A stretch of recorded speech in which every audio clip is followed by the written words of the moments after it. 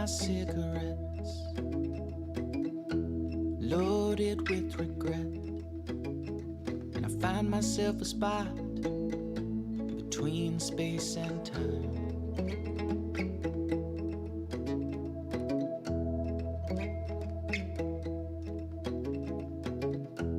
Everything I know,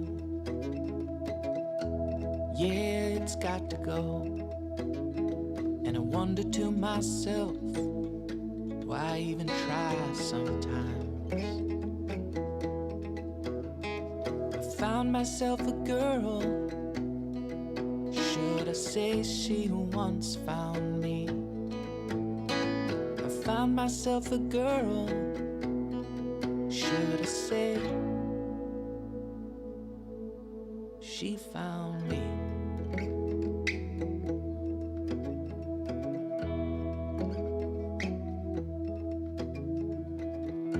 It's Oklahoma brown, all that is around. If I fell in love with you, would you fall in love with me, please too?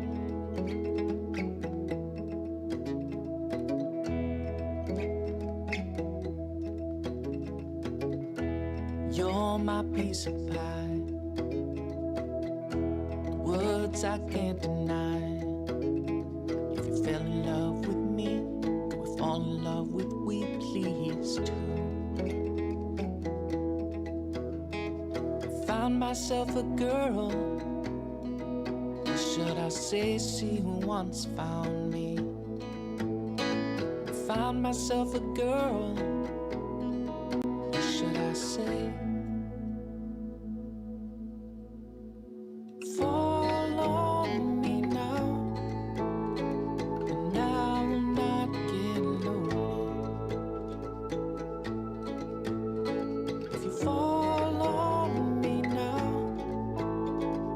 I will not get lonely anymore. And all my cigarettes, pack them with regret. If I had a choice, I'd be there for you too. I found myself a girl, should I say she once found me? I found myself a girl, should I say she found me?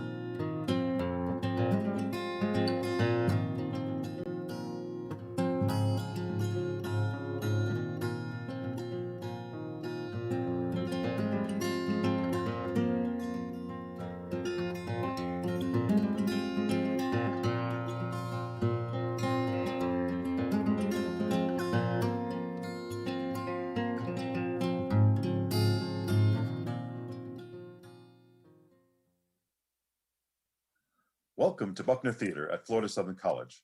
The show will begin momentarily. Thank you for joining us for this live stream production of As You Like It. We are delighted to be able to share this production with you. Given the current situation with the coronavirus, the loss of lives worldwide, the shutdowns, and the subsequent effect on the arts, we feel very fortunate to have been able to mount this production. We greatly appreciate the support of the administration at Florida Southern for working with us to continue our mission both educationally and artistically.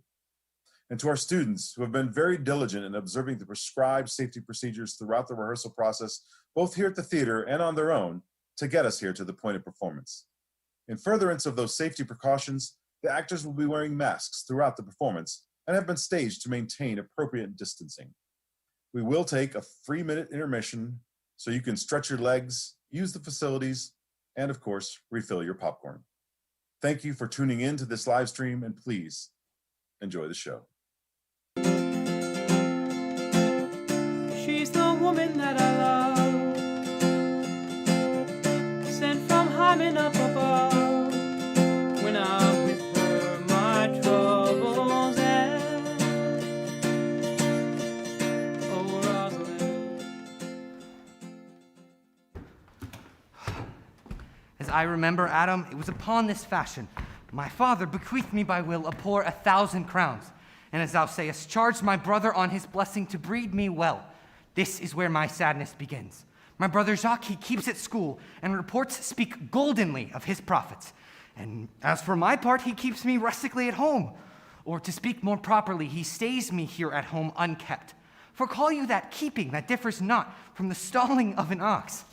His horses are bred better, besides that they are fair with their feeding. They are taught their manage, and to that end, riders dearly hired. And I, his brother, gain nothing. And this nothing that he so plentifully gives me, the something that nature gave me, his countenance seems to take from me. This is it. He lets me feed with his hired hands. He bars me the place of a brother, and as much as in him lies, minds my gentility with my education. This is it that breeds me, Adam. And the spirit of my father, which I think is within me, begins to mutiny against this servitude, and I will no longer endure it, though yet I know no wise remedy how to avoid it. Yonder comes my master, your brother. Go apart, Adam, and thou shalt see how he will shake me up. Now, sir, what makes you here? Well, nothing, sir. I'm not taught to make anything. What mar you then, sir? Marry, sir, I'm helping you to mar that which God made, a poor, unworthy brother of yours with idleness. Marry, sir, be better employed. Shall I keep your hogs and eat husks with them? What prodigal portion have I spent that I should come to such penury? Know you where you are, sir? Oh, sir, very well. Know you before whom, sir? I, better than him I am before, knows me. I know you are my eldest brother, and in the gentle condition of blood, you should so know me. I have as much of my father in me as you. What, boy? Come, elder brother. Wilt thou challenge me, villain? I am no villain. I am the youngest son of Sir Rowland de Boys, and he is thrice a villain that says such a father begot villains. Wert thou not my brother, I would pull out thy tongue for saying so. Sweet masters, be patient, for your father's remembrance be at accord. My father charged you in his will to give me good education, and you have trained me like a peasant. But the spirit of my father grows strong in me, and I will no longer endure it. Therefore give me the poor lottery my father left me by testament. With that I will go, and I will buy my fortunes. And what wilt thou do? Beg when that is spent? I will not be long troubled with you. You shall have some part of your will. I pray you leave me.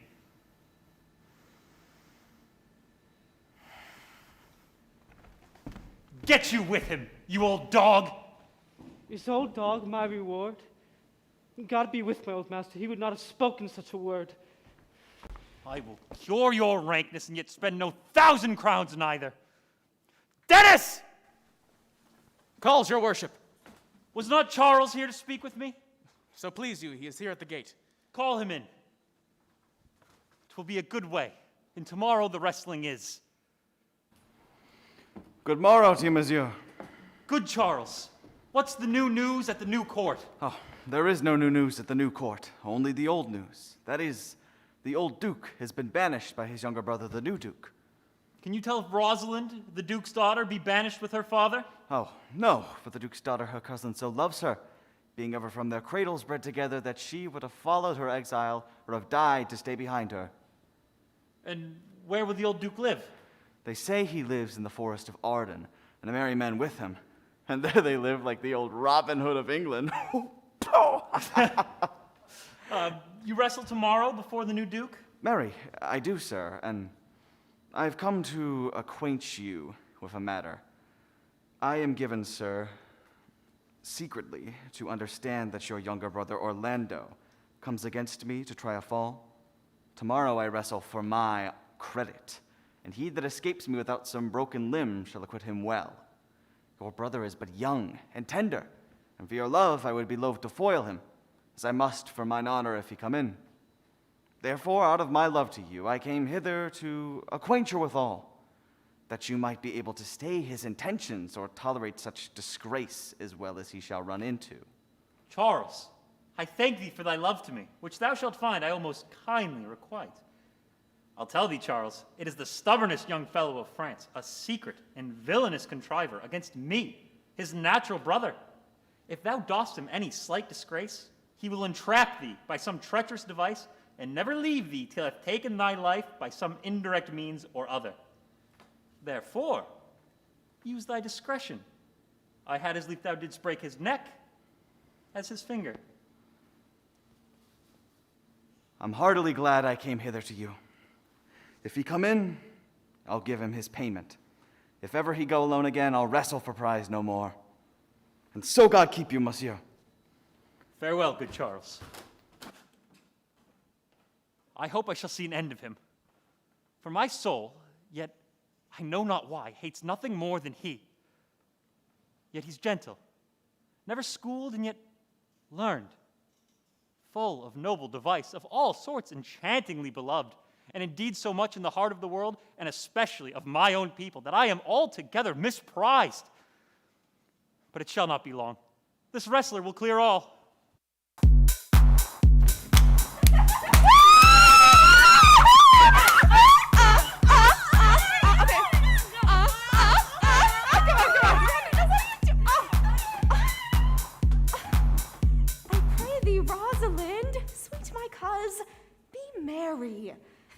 Dear Celia, I show more mirth than I am mistress of. Unless you could teach me to forget a banished father, you must not learn me to remember any extraordinary pleasure. Herein I see thou lovest me not with the full extent that I love thee.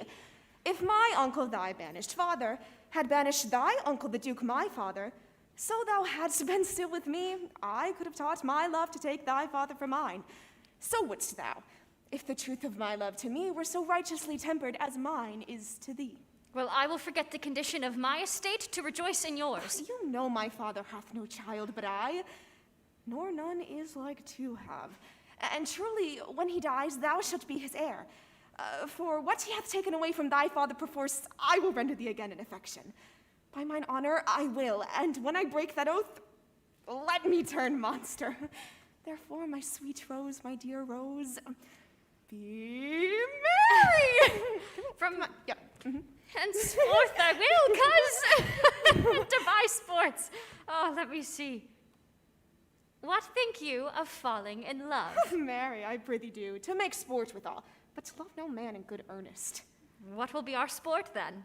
Let us sit and mock the good housewife Fortune from her wheel, that her gifts may henceforth be bestowed equally. I would we could do so, for her benefits are mightily misplaced. 'Tis true.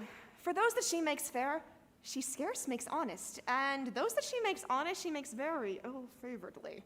Nay, now thou goest from Fortune's office to Nature's. Fortune reigns in gifts of the world, not features of nature. No. When nature hath made a fair creature, may she not by fortune fall into the fire? Though nature hath given us wit to flout at fortune, hath not fortune sent in this fool to cut off the argument? How now, wit, whither wander you? Mistress, you must come away to your father. Were you made the messenger? No, by mine honor. But I was bid to come for you. Where learned you that oath, fool? Of a certain man that swore by his honor they were good pancakes, and swore by his honor the mustard was not. Now, I'll stand to it that the pancakes were not and the mustard was good, and yet was not the man forsworn. How prove you that in the great heap of your knowledge? Aye, Mary, unmuzzle your wisdom. Stand you both forth now, stroke your chins, and swear by your beards that I am a knave. By our beards, if we had them, thou art. By my knavery, if I had it, then I were. But if you swear by that that is not, you are not forsworn. No more was this man swearing by his honor, for he never had any. Or if he had sworn it away long before he ever saw those pancakes or that mustard. Prithee, who is it that thou mean'st? One that old Frederick, your father, loves. My father's love is enough to honor him. Enough. Speak no more of him. The more pity that fools may not speak wisely what wise men do foolishly. By my troth, thou sayest true. For since the little wit that fools have was silenced, the little foolery that wise men have makes a great show. Bonjour, LeBeau. What's the news? Fair lady, you have lost much good sport. Sport? Of what color? I will tell you the beginning, and if it pleases your ladyship, you may see the end, for the best is yet to do. Well, the beginning is dead and buried. There comes an old man and his 3 sons, 3 proper young men of excellent growth and presence. The eldest of the 3 wrestled with Charles, the Duke's wrestler, which in a moment Charles threw him and broke 3 of his ribs. That there is little hope of life in him. And so he did the second, and so the third. Alas. But what is the sport, monsieur, that the ladies have lost? Why, this that I speak of. Ooh, thus men may grow wiser every day. It is the first time that ever I heard breaking of ribs was sport for ladies. Or I promise thee. But is there any else longs to see this broken music in his sides? Shall we see this wrestling, cousin? Since the youth will not be entreated, his own peril on his forwardness. Is yonder the man? Even he, madam. Alas, he is too young. Yet, he looks successfully. How now, daughter and cousin? Have you crept hither to see the wrestling? Aye, good uncle, so please you give us leave. You will take little delight in it. I can tell you there is such odds in the man. In pity of the challenger's youth, I would fain dissuade him, but he will not be entreated. Speak to him, ladies, see if you can move him. Call him hither, good LeBeau. Do so. I'll not be by. Monsieur, the challenger, the princess calls for you. I attend them with all respect and duty. Young man, have you challenged Charles the wrestler? No, dear lady. He is the general challenger. I come in it, but in as others do, to try with him the strength of my youth. Young gentleman, you are too bold for your years. You have seen cruel proof of this man's strength. We pray you, for your own sake, to embrace your own safety and give over this attempt. Do, young sir. We will make it our suit to the Duke that the wrestling might not go forward. Your reputation shall therefore not be misprized. I beseech you, punish me not with your hard thoughts, wherein I confess me much guilty to deny such fair and excellent ladies anything. But let your fair eyes and gentle wishes go with me to my trial, wherein if I be foiled, there is but one shamed who is never gracious. If killed, there is but one dead who is willing to be so. I will do my friends no harm, for I have none to lament me, and the world no injury, for in it I have nothing. Only in the world I fill up a place that may be better supplied when I have made it empty. The little strength I have, I would it were with you. And mine, to eke out hers. Fare you well. Pray heaven I be deceived in you. Your heart's desires be with you. Come! Where is this young gallant that is so desirous to lie with his mother earth? Ready, sir. You shall try, but one fall. No, I warrant your grace you shall not entreat him to a second, that have so mightily persuaded him from a first. You mean to mock me after? You should not have mocked me before. Come your ways.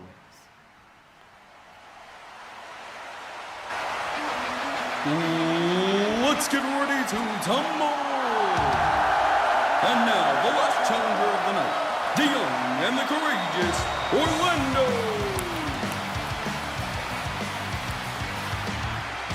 And now, the meanest, baddest champion that has ever entered the ring, King the Kong Charles!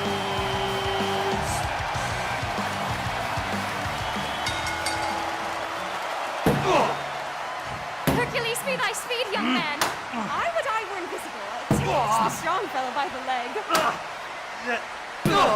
Excellent, young man!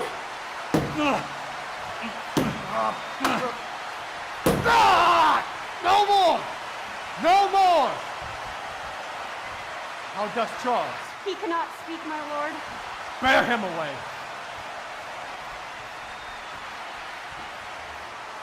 What is thy name, young man? Orlando, the youngest son of Sir Rowland de Boys. I would thou had been son to some man else.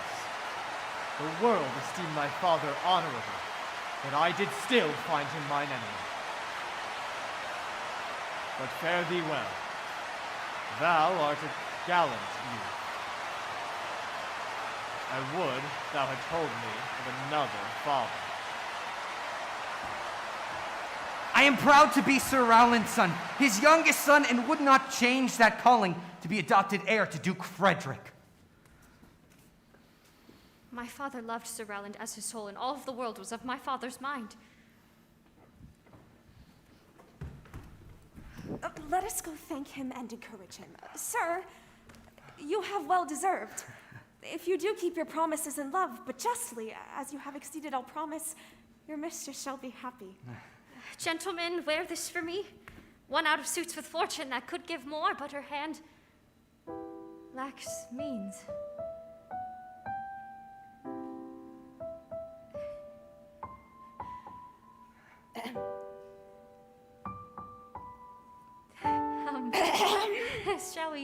Shall we go, cuz? Aye.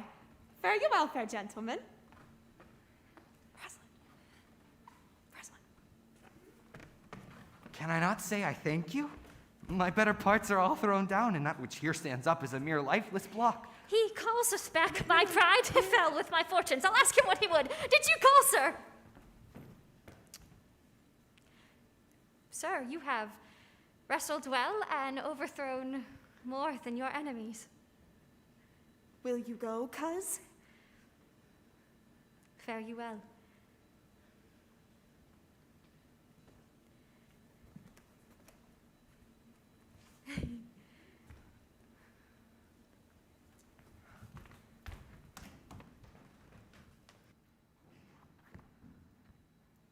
What passion hangs these weights upon my tongue?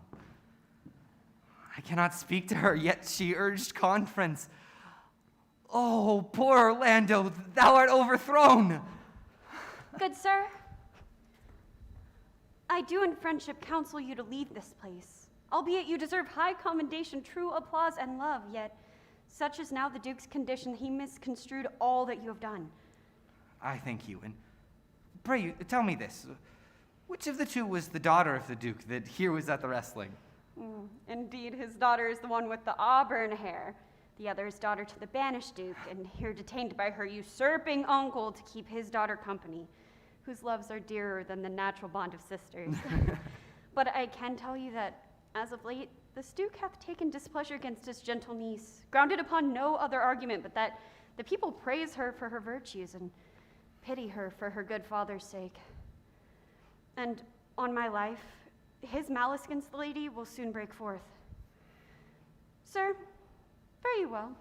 Hereafter, in a better world than this, I shall desire more love and knowledge of you. I rest much bounden to you. Fare you well. And thus from smoke into smother, from a tyrant Duke unto a tyrant brother, but heavenly Rosalind. My cousin. Oh, my Rosalind. You would have mercy, not a word. Not one to throw at a dog. But is all this for your father? No. Some of it is for my child's father. Come, wrestle with thy affections. Well, they take the better part of a wrestler than myself. Is it possible on such a sudden you should fall into so strong a liking for old Sir Rowland's youngest son? My father loved his father dearly. Doth it therefore ensue that you should love his son dearly? By this kind of chase I should hate him, for my father hated his father dearly. Yet I hate not Orlando.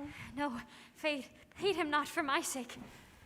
Mistress, dispatch you with your safest haste, and get you from our court. Me, uncle? You, cousin. In these 10 days, if thou be found so near our court as 20 miles, thou diest for it. I do beseech your grace. Let me the knowledge of my fault bear with me, if with myself I hold intelligence. Never so much in a thought unborn did I offend your highness. Thus do all traitors. Let it suffice thee that I trust you not. Yet your mistrust cannot make me a traitor. Tell me whereon the likelihood depends. Thou art thy father's daughter. There's enough. So was I when you took his dukedom. So was I when you banished him. Treason is not inherited, my lord, or if we did derive it from our friends, what's that to me? My father was no traitor. Then could uncle mistake me not so much to think my poverty is treacherous. Dear father, hear me speak. Aye, Celia, we stayed her for your sake, else had she with her father ranged along. I did not then entreat to have her stay. It was your pleasure and your own remorse. If she be a traitor, why, so am I. We still have slept together, rose at an instant, learned, played at together, and wheresoever we went like Juno swan, still we went coupled and inseparable. Thou art a fool! She robs you of thy name, and thou wilt shine more bright and seem more virtuous when she is gone. No. Then open not thy lips. Firm and irrevocable is my doom which I have passed upon her. She is banished. Pronounce that sentence then on me, father. I cannot live out of her company. You are a fool. You, niece, provide yourself. If you outstay the time upon mine honor and the greatness of my word, you die. But I...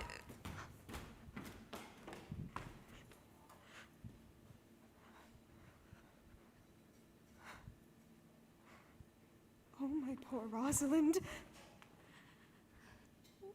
Whither wilt thou go? Wilt thou change fathers? I will give thee mine. I charge thee. Be not thou more grieved than I am. I have more cause. Thou hast not, cousin. Prithee, be cheerful. Knowst thou not the Duke hath banished me, his daughter? That he hath not. He hath not? Rosalind lacks then the love which teacheth thee that thou and I are one. Shall we be sundered? Shall we part? Sweet girl. No! Let my father seek another heir. For by this heaven, now at our sorrows pale, say what thou canst. I'll go along with thee. Why, whither will we go? To seek my uncle in the Forest of Arden. Alas, what a danger will that be to us, maids as we are, to travel forth so far? Beauty provoketh thieves sooner than gold. I'll put myself in poor and mean attire, the like do you. So shall we pass along and never stir assailants. Were it not better if I did suit me all points like a man? A spear in my hand and in my heart lie what hidden women's fear their will. We'll have a swashing and martial outside as many other mannish cowards have. What shall I call thee when thou art a man? I'll have no worse a name than from Jove's own page. And therefore, look, you call me Ganymede. But what will you be called? Something that hath a reference to my state. No longer Celia, but Aliana. But cousin, what if we attempt to steal the clownish fool out of your father's court? Would he not be comfort to our travel? Oh, he'll go along o'er the wide world with me. Leave me alone to woo him. Let's away. To liberty, and not to banishment.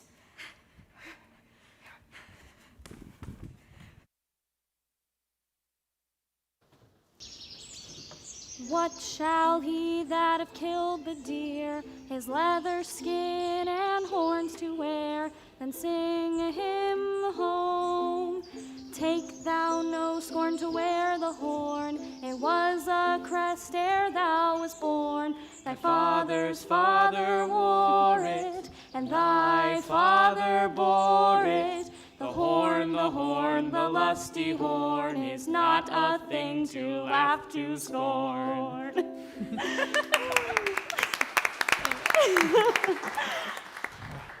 Now, my co-mates and brothers in exile, hath not old custom made this life more sweet than that of painted pomp? Are not these woods more free from peril than the envious court? Here, feel we not the penalty of Adam, the season's difference? As the icy fang and churlish chiding of the winter's wind, which, when it bites and blows upon my body, even till I shrink with cold, I smile and say, this is no flattery. These are counselors that feelingly persuade me what I am. Sweet are the uses of adversity, which, like the toad, ugly and venomous, wears yet a precious jewel on his head. And this, our life, exempt from public haunt, finds tongues in trees, books in the running brooks, sermons in stones, and good in everything. I would not change it. Happy is your grace, as one that can translate such stubbornness of fortune into so quiet and sweet a style. Sing for us. Certainly, your grace.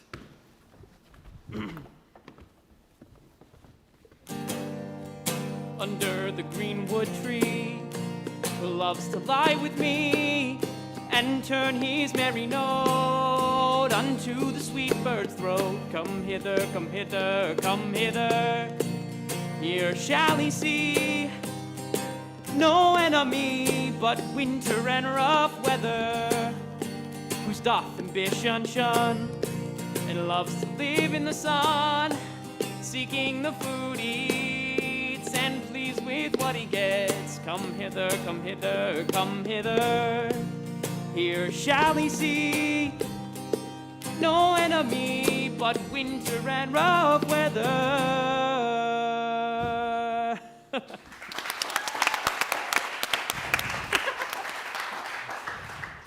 Come, shall we go and kill us venison?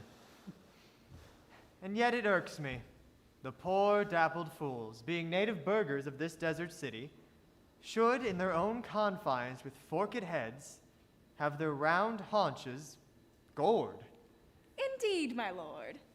The melancholy Jacques grieves at that, and in that kind swears that you do more usurp than doth your brother that hath banished you. Today I stole behind him as he lay along under an oak. Its antique roots peeps out along the brook that brawls this wood, to the which place a poor sequestered stag that from the hunter's aim had ta'en a hurt did come to languish, and the big round tears coursed down the animal's innocent nose in piteous chase. But what said Jacques? Did he not moralize this spectacle? Oh yes, into 1,000 similes. Poor dear, quoth he. Thus misery doth part the flocks of company. Anon, a careless herd full of pasture jumps along by him and never stays to greet him. Aye, quoth Jacques, sweep on, you fat and greasy citizens, 'tis just the fashion. Wherefore do you look upon the poor and broken bankrupt there? Thus, most insightfully, he pierceth through the body of country, city, court, yea, and of this our life swearing that we were mere usurpers, tyrants, and what's worse, to fright the animals and kill them up in their assigned and native dwelling place. And did you leave him in this contemplation? We did, my lord, weeping and commenting upon the sobbing deer. Show me the place. I love to cope him in these sullen fits, for then he's full of matter. I'll bring you to him straight.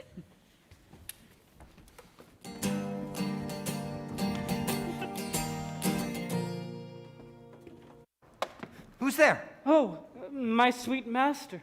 My gentle master, what make you here? Why, what's the matter?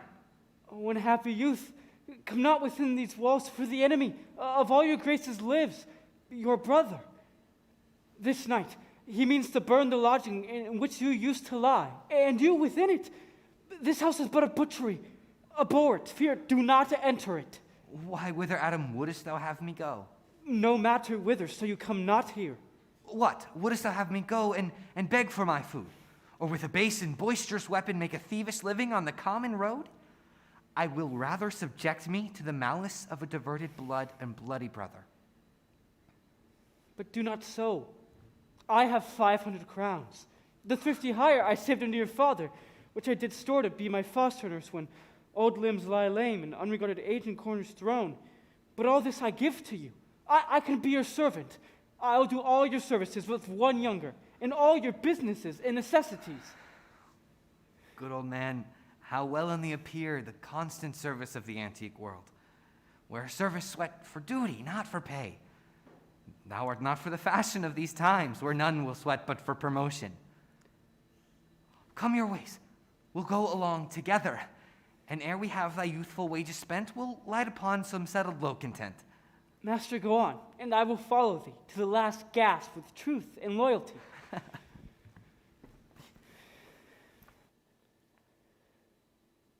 From 17 years, now almost fourscore, here lived I, but now live here no more.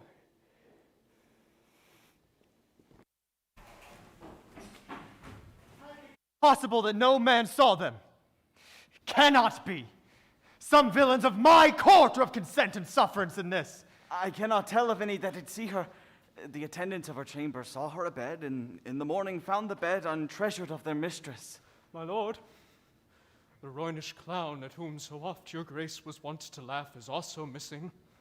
Hesperia, Celia's gentlewoman, confesses that she secretly o'erheard your daughter and her cousin much commend the parts and graces of the wrestler that did but lately foil the sinewy Charles, and she believes, wherever they are gone, that youth is surely in their company. Send to his brother. Fetch that gallant hither. If he be absent, bring his brother to me. I'll make him find him. Do this suddenly, and let not search and inquisition quail to bring again these foolish runaways.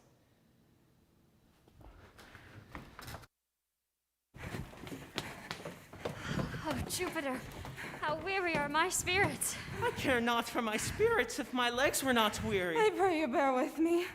I cannot go no further. For my part, I'd rather bear with you than bear you.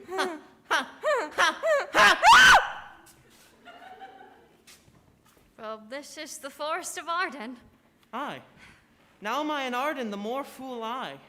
When I was at home, I was in a better place. But travelers must be content. Aye, be so, good Touchstone. Look you who comes here. That is the way to make her scorn you still. Oh, Corin, that thou knewest how I do love her? I partly guess, for I have loved her now. How many actions most ridiculous hast thou been drawn to by thy fantasy? Into 1,000 that I have forgotten. Oh, thou didst then never love so heartedly, if thou rememberest not the slightest folly that ever love did make thee run into. Thou hast not loved. Or if thou hast not stood as I do now, wearing thy hair as thy mistress praise, thou hast not loved. Or if thou hast not broken from company abruptly as my passion now makes me, thou hast not loved. Oh, Phoebe! Phoebe! Phoebe! Jove, Jove, this shepherd's fashion is much upon my fashion. And mine, but it grows something stale within me. Pray you, one of you questioned yon man if he for gold will give us any food. I faint almost to death. Holla, you clown! Peace, fool, he's not thy kinsman. Who calls? You're better, sir. Else are they very wretched. Peace, I say. Good evening to you, friend. And to you, gentle. Sir. And to you all. I prithee, if that love or gold can in this desert place buy us entertainment, bring us where we may rest ourselves and feed. Here is a young maid with travel much oppressed and yearns for help. Fair sir, I pity her, and I wish for her sake more than for my own that my fortunes were able to relieve her. But I am a shepherd to another man, and do not shear the fleeces that I graze. Besides, my master is of churlish disposition, little cares to find the way to heaven through deeds of hospitality. But his cottage bound to feed and flock are now on sale. But what is? Come with me, and in my voice most welcome shall you be. I prithee, if it stand with honesty, buy thou the cottage pasture and the flock, and thou shalt have to pay for it of us. And we will mend thy wages. I like this place, and willingly could waste my time in it. Surely the place is to be sold. And if in part you like the soil, the profit, and this way of life, I will your faithful feeder be, and buy with your gold, right suddenly.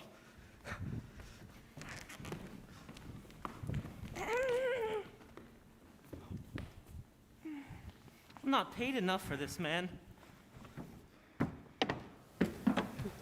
Master, I can go no further, or I die for the lack of food. Here, lie I down and measure out my grave. Farewell, kind master. Why, how now, Adam? No greater heart in thee. Live a little, comfort a little, cheer thyself a little. If this uncouth forest yield anything savage, I will either be food for it, or bring it for food to thee.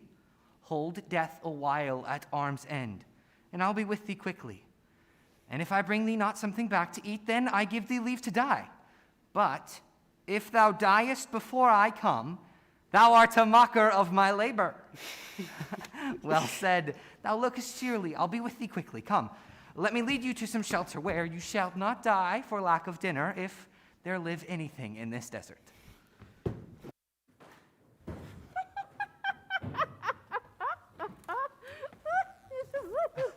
Why, how now, monsieur? What a life is this that your poor friends must woo your company? What? You look merrily. A fool. I met a fool in the forest, who laid him down and basked in the sun. Good morrow, fool, quoth I. No, sir, quoth he. Call me not fool till heaven hath sent me fortune.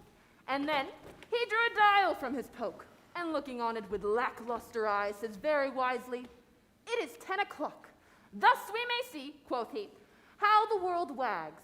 'Tis but an hour ago since it was 9, and in 1 hour more 'twill be 11. And so, from hour to hour we ripe and ripe, and then from hour to hour we rot and rot, and thereby hangs the tale.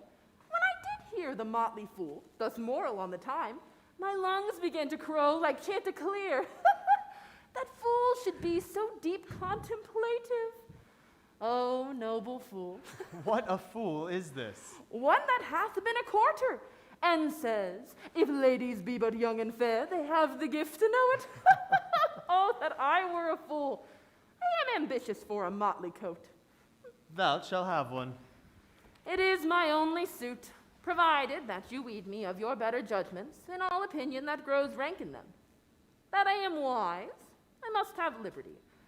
Withal, as largely a charter of the wind, to blow on whom I please, for so fools have.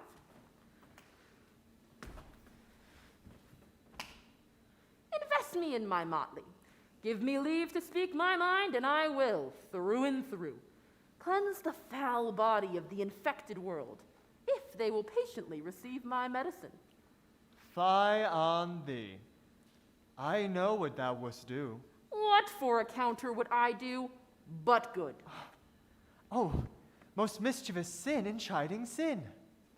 For thyself has been a liberty, as sensual as the brutish sting itself. Would thou disgorge into the general world? Why, who cries out on pride that can therein tax any private party? Doth it not flow as hugely as the sea? Forbear and eat no more! Why, I have eaten none yet. Nor shalt not till necessity be served. Of what kind should this cock come of? Forbear, I say. He dies that touch any of this food till I and my affairs are answered. And you will not be answered with reason? Then I must die. What would you have? Your gentleness shall move us to force more than your force shall move us to gentleness. I almost die for food. Then sit down and feed. And welcome to our table. Speak you so gently. Pardon me, I pray you, I thought all things had been savage here, and thus I put on the countenance of stern commandment.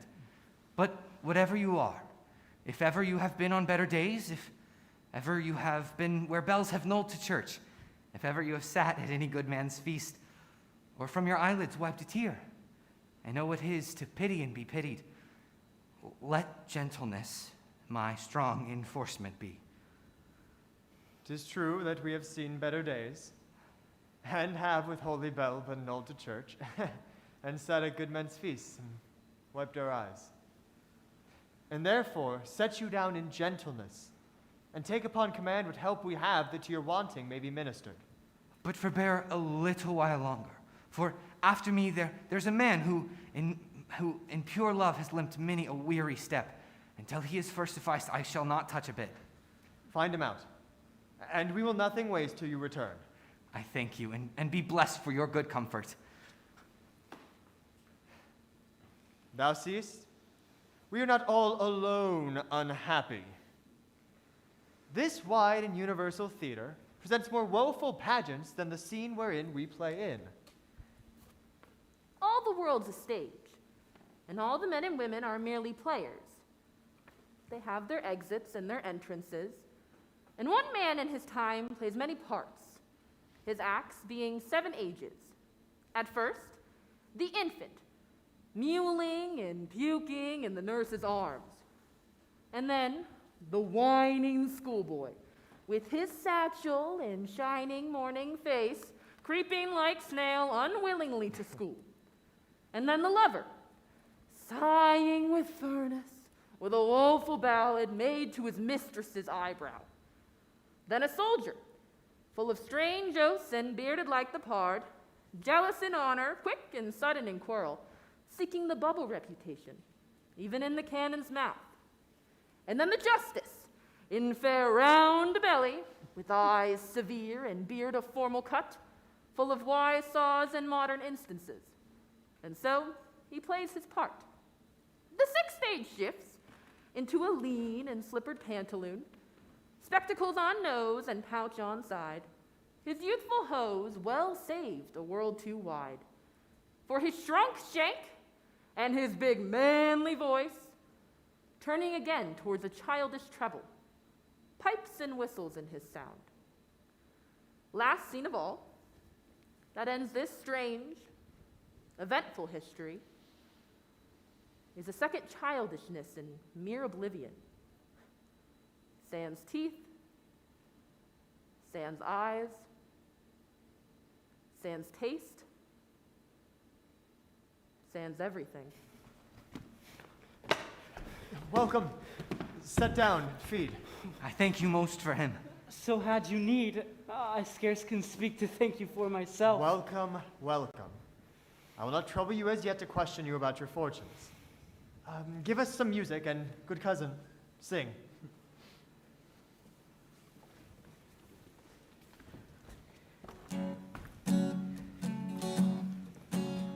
Blow, blow, thou winter wind, thou art not so unkind as man's ungratitude.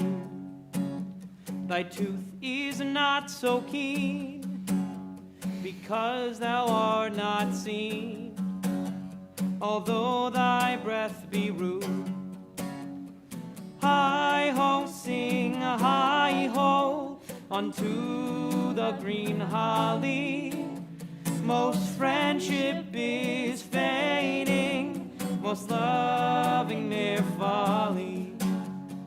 Hi-ho, the holly, this life is most jolly.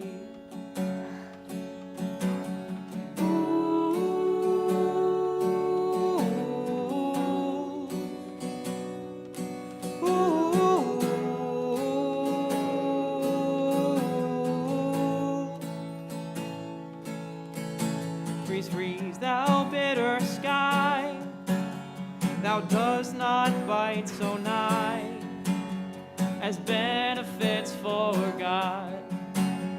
Though the water's warm, thy sting is not so sharp as friends remembered not. Hi-ho, sing a hi-ho unto the green holly.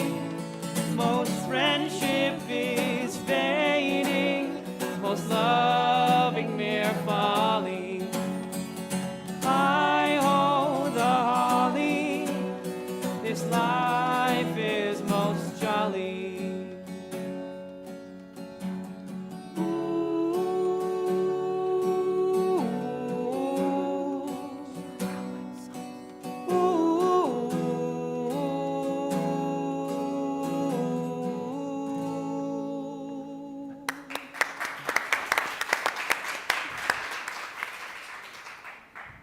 if that you were the good Sir Rowland's son, as thou hast whispered faithfully you were, and as mine eyes doth his effigy's witness, most limed and living on your face, be truly welcome hither.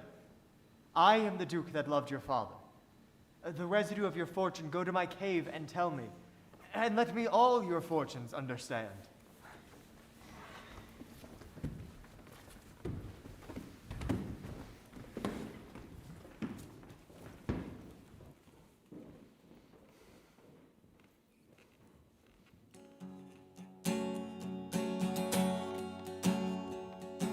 Hi-ho, sing a hi-ho unto the green holly.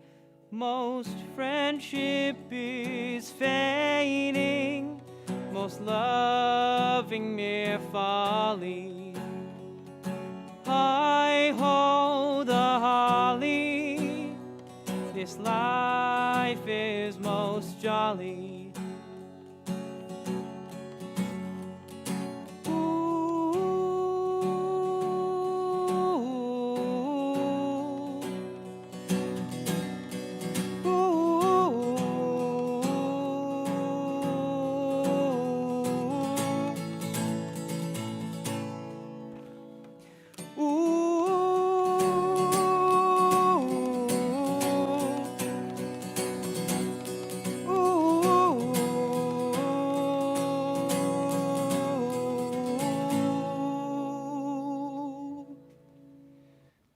Not seen him since. Sir, that cannot be. If I were not the better part made mercy, I would not seek an absent argument, but revenge. Thou present. Look you to it. Find out thy brother, wheresoever he is. Seek him day or night. Bring him dead or living within this 12-month. Or turn thou no more to seek a living in our territory. Your lands and all things that thou dost call thine worth seizure, do we seize into our hands, until thou can prove by thy brother's mouth what we think against thee. That your highness knew my heart in this. I never loved my brother in my life. More villain thou. Get him out of doors. Have my officers seize his house and lands. Do this expediently, and turn him going.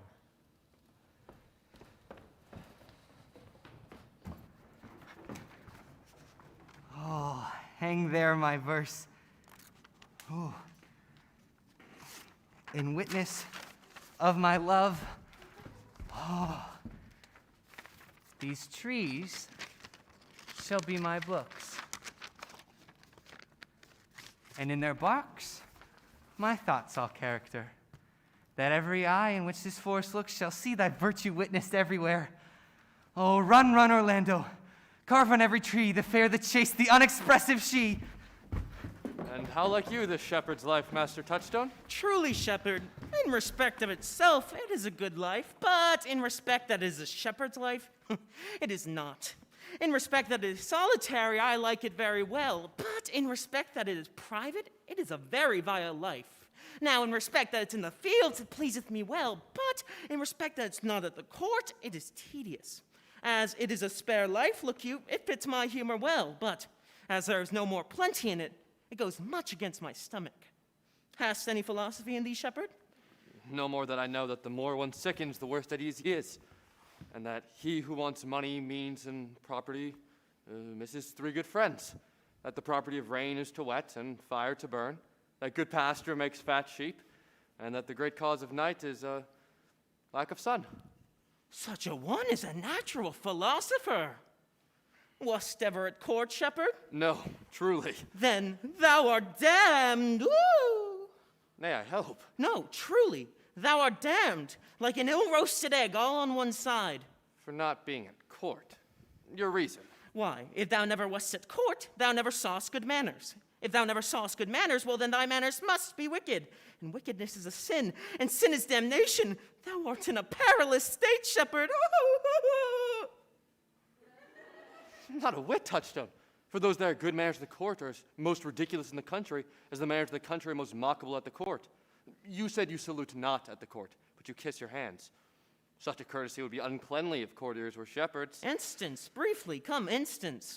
Why, we are still handling our ewes. And their fleeces, you know, are greasy. Why, do not your courtiers' hands sweat? It is not the grease of a mutton as wholesome as the sweat of a man. Shallow, shallow. A better instance, I say, come. Besides, our hands are hard. Your lips will feel them the sooner. Shallow again. A more sounder instance, come. And they are often tarred over with the surgery of our sheep. Would you have us kiss tar? The courtier's hands are perfumed with civet. Most shallow man, thou worm's meat in respect of a good piece of flesh indeed. Learn of the wise and ponder. Civet is a baser birth than tar, the very uncleanly flux of a cat. Mend the instant, shepherd. You have too courtly a wit for me. I'll rest. Wilt thou rest down? God help thee, shallow man. God make incision in thee. Thou art raw. Fair sir, I am a true laborer. I earn that I eat, get that I wear, envy no man, glad for other men's good, content with my harm. And the greatest of my prides is to see my ewes graze and my lambs suck. That is another simple sin in you. To bring your ewes and your rams together and to offer to get your living by the copulation of cattle. To be bawd to a bellwether and to betray a she-lamb of a 12-month to a crooked-pated old cuckoldly ram out of all reasonable match. Why, if thou beest not damned for this, the devil himself will have no shepherds. I cannot see how else thou shouldst escape. From the east to western inn, no jewel is like Rosalind. Her worth being mounted on the wind, through all the world there's Rosalind. All the fairest pictures lined are but black to Rosalind. Let no face be kept in mind but the fair of Rosaline. Well, If a heart do lack a hind, let him seek out Rosalind. If the cat will after kind, so be sure will Rosalind. Winter garments must be lined, so must slender Rosalind. Sweetest nut have sourest rind, and such a nut is Rosalind. He that sweetest rose will find must find love's prick and Rosalind. This is the very false gallop of verses. Why do you infect yourself with them? Peace, fool. I found them on a tree. Truly, the tree yields bad fruit. Oh, peace, here comes my sister reading. Stand aside. Why should this a desert be? For its unpeopled? Ugh, no. Shall I, Rosalind, write? Stop. Teaching all that to read to know, the quintessence of every sprite, heaven would in little show. Therefore, heaven nature charged that one body should be filled with all graces wide enlarged, nature presently distilled. Oh, gentle Jupiter, what tedious homily of love have you wearied your parishioners withal? How now? Brava! Brava! Bravissimo! Magnifico! Wow! Acting.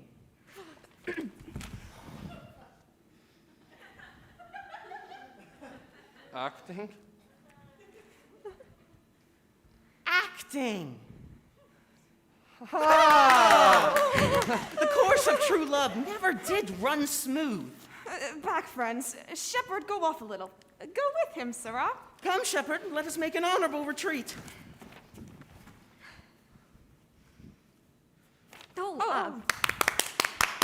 And the touchstone goes to me. Wow, this is such a surprise. I'd like to thank Mama Touchstone and Papa Touchstone and make a broad political statement. Didst thou hear these verses? Oh, yes. I heard them all, and more too, for some of them had in them more feet than the verses could bear. That's no matter. The feet might bear the verses? Aye, but the feet were lame and could not bear themselves without the verse, and therefore stood lamely in the verse. But didst thou hear without wondering how thy name should be hanged and carved upon these trees? I was 7 of the 9 days out of the wonder before you came. Know you who hath done this? Is it a man? And a chain that you once wore about his neck? Change your color? I prithee, who? Is it possible? Nay, I prithee with the most petitionary vehemence, tell me who it is. Oh, wonderful, wonderful, and most wonderful, wonderful, and yet again wonderful, and after that, out of all complexion. Do you think, though I am comparison like a man, I have a doublet and hose in my disposition? 1 inch of delay more is a south sea of discovery. I prithee, tell me who it is quickly, and speak apace. I would thou couldst stammer that thou mightest pour this concealed man out of thy mouth, as wine comes out of a narrow-mouthed bottle, either too much at once or none at all. I prithee, take the cork out of thy mouth, so I may drink thy tidings. So you may put a man in your belly. Is he of God's making? What manner of a man is he? Is his head worth a hat, or his chin worth a beard? Nay, he hath but a little beard. Well, God will send him more, if the man will be thankful. Let me stay the growth of his beard, if thou delay me not the knowledge of his chin. It is young Orlando. Nay. In faith, cuz 'tis he. Orlando. Orlando. Alas the day. What shall I do with my doublet and hose? What did he when thou sawest him? What said he? How looked he? Where and went he? What makes he here? Did he ask for me? How parted he with thee? Where remains he? And when shall I see him again? Answer in one word. And does he know that I'm in this forest and in man's apparel? And looks he as freshly as he did the day he wrestled? In one word. It is as easier to count atomies as to resolve the prepositions of a lover. But take a taste of my finding him, and measure it with good observance. I found him under a tree, like a dropped acorn. And may well be called Jove's tree when it drops forth such fruit. In the audience, good madam. Proceed. There lay he, stretched along like a wounded knight. And Though it is a pity to see such a sight, it well becomes the ground. Cry holla to thy tongue, I prithee, it frolics unseasonably. Sorry. He was furnished like a hunter. Ominous! He comes to kill my heart! I would sing my song without a burden. You bring me out of tune. Oh, do you not know that I am woman? When I think, I must speak. Sweet, say on. You bring me out of tune. Please. Soft. Comes he not here? Tis he. Oh. I thank you for your company, but good faith I had as lief been myself alone. So had I, but for fashion's sake, I thank you for your society. God be with you. Let us meet as little as we can. I do desire we be better strangers. I pray you mar no more trees with writing love songs in their barks. I pray you mar no more of my verses with reading them ill-favoredly. Rosalind is your love's name? Yes, just. I do not like her name. There was no thought of pleasing you when she was christened. What stature is she of? Just as high as my heart. You are full of pretty answers. Not so, but I answer you right. You have a nimble wit. Would you sit down with me? And we two can rail against our mistress the world and all our misery. I will chide no person in the world except myself, against whom I know most faults. The worst fault you have is to be in love. What?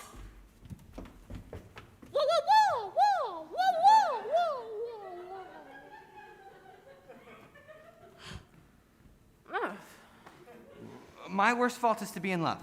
Well, I would not change it for your best virtue. I am weary of you.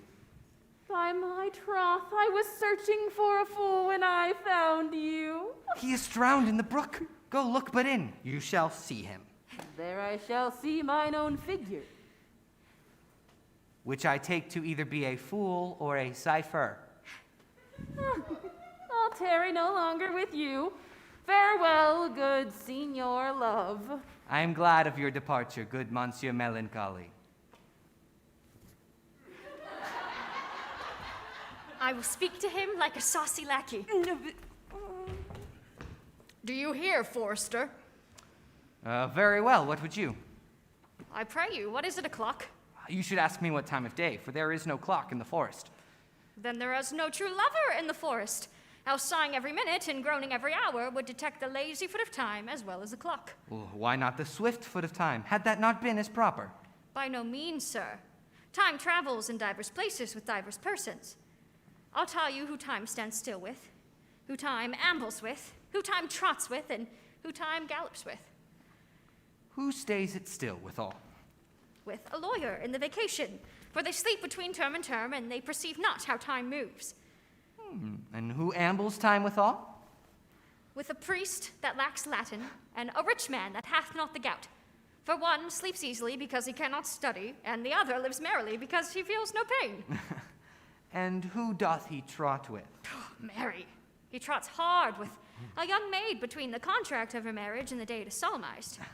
If the interim be but 7 nights, time's paces so hard, it seems the length of 7 year. And who doth he gallop with? With a thief to the gallows. For though he goes as softly as foot can fall, he finds himself too soon there. Where dwell you, pretty youth? With this shepherdess, my sister, here in the skirts of the forest, like fringe upon a petticoat. Are you native of this place? We, Your accent is something finer than one could purchase in so removed a dwelling. I've been told so of many. But indeed, an old religious uncle of mine taught me to speak, who was in his youth an inland man, one that knew courtship too well, for there he fell in love. I've heard him read many lecture against it, and thank God, I am not a woman to be touched by so many of their giddy offenses, as he hath generally taxed their whole sex withal.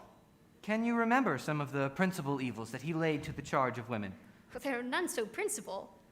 They were all like one another, as halfpence are, every fault seeming monstrous till his fellow faults came to match it. I prithee, recount some of them. No, I will not cast my medicine, but on those that are sick. There is a man haunts the forest and abuses our young plants with carvings of Rosalind, hangs odes upon hawthorns and elegies on brambles, all forsooth defying the name of Rosalind. If I could meet that fancy monger, I would give him some good counsel, for he seems to have the quotidian of love upon him. I am he that is so love-shaped. Pray you, tell me your remedy. There is none of my uncle's marks upon you. What were his marks? A lean cheek, which you have not. A blue eye and sunken, which you have not. An unquestionable spirit, which you have not. A beard neglected, which you have not. Then your sleeve unbuttoned, your shoes untied, and everything about you demonstrating a careless desolation. But you are no such man. You are rather point of ice in your accoutrements, seeming the lover of yourself than the lover of any other. Fair youth, I would I could make thee believe I love. Me believe it. You may soon make her that you love believe it, which I warrant she is apter to do than to confess she does. That is to one of the lies in which women give to their consciences, but in good sooth are you he that hangs the verses in the trees wherein Rosalind is so admired. I swear to thee, youth, by the white hand of Rosalind, I am that he, that unfortunate he. But are you so much in love as your rhymes speak? Neither rhyme nor reason can express how much. Well, love is merely a madness, and I tell you, deserves as well a dark house and a whip as madmen do. And the reason why they're not so punished and cured is that the lunacy is so ordinary that the whippers are in love too. Yet, I profess curing it by counsel. Have you ever cured any so? Yes, one, and in this manner. He was to imagine me, his love, his mistress. And I set him every day to woo me, at which time would I, being a moonish youth, grieve, be effeminate, changeable, longing and liking, proud, fantastical, shallow, inconstant, full of tears, full of smiles, would now like him, now loathe him, then entertain him, then forswear him, then weep at him, then spit at him, that I drave my suitor from a living humor of love to a mad humor of madness, which was to forswear the full stream of the world and live in a nook merely monastic. And thus I cured him, and in this way will I take upon me to wash your liver as clean as a sound sheep's heart, so there shall not be one spot of love in it. I would not be cured, youth. I would cure you if you would but call me Rosalind and come every day to my cottage and woo me. With all the faith of my love, I will. Tell me where it is. Go with me to it and I'll show you. And by the way, you shall tell me where in the forest you live. Will you go?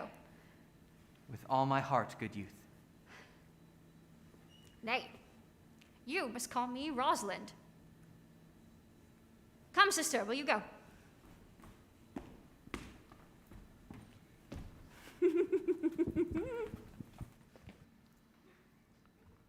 Rosalind.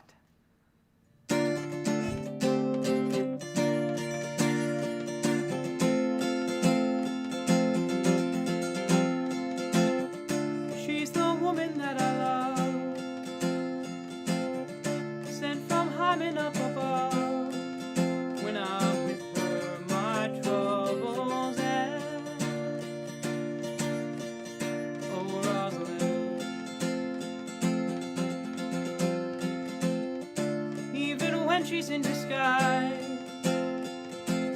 She has the prettiest of eyes, my lover and my friend. Oh, Rosalind, I think of you, and for you, my love is true. My love is true. With a glance she stole my heart. Now we're miles and miles apart. My love won't break, no it won't bend. Oh, Rosalind, now I can't thank her enough. Before I found her, things were rough. Now I can't comprehend without Rosalind. Now I wander through this forest, no comfort and no rest, thinking of a love that I could never forget. Now I wander through this forest, no comfort and no rest, thinking of a love that I could never forget. I think of you, and for you, my love is true. My love is true. With a glance she stole my heart. Now we're miles and miles apart. My love won't break, no it won't bend. For Rosalind.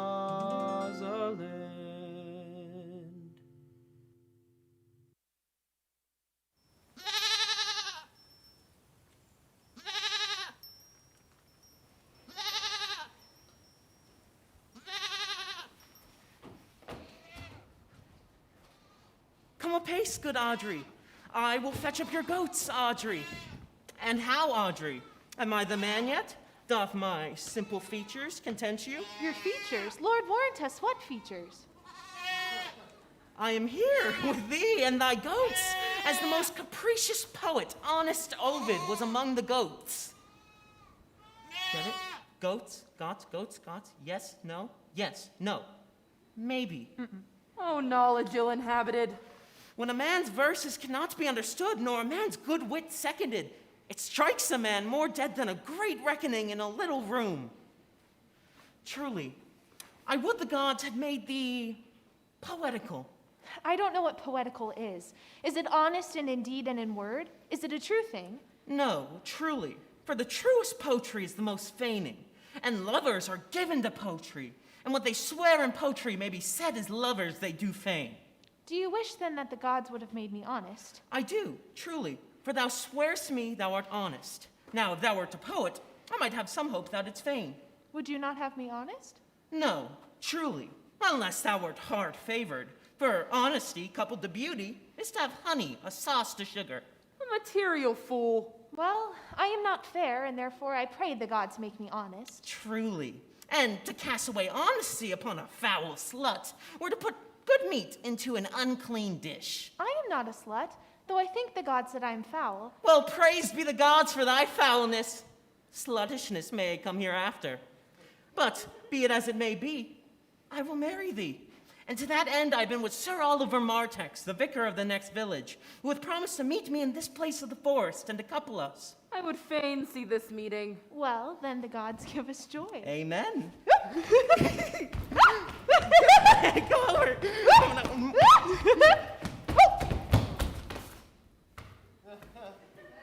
Sir Oliver Martex, you are well met. Will you dispatch us here, or shall we go with you to your chapel? Is there none here to give the woman? I will not take her on gift of any man. Truly, she must be given, or this marriage is not lawful. Proceed, proceed. I'll give her. Good evening, good monsieur. What you call it? I am very glad to see you, sir. Will you be married, Motley? As the ox hath his bow, sir, the horse his curb, and the falcon her bells, so man hath his desires. And as pigeon's bill, so wedlock would be nibbling. But will you, being a man of your breeding, be married under a bush like a beggar? Get you to a church and get a good priest who knows what marriage is. This fellow will join you together as they join wainscot, and then, like green timber, warp.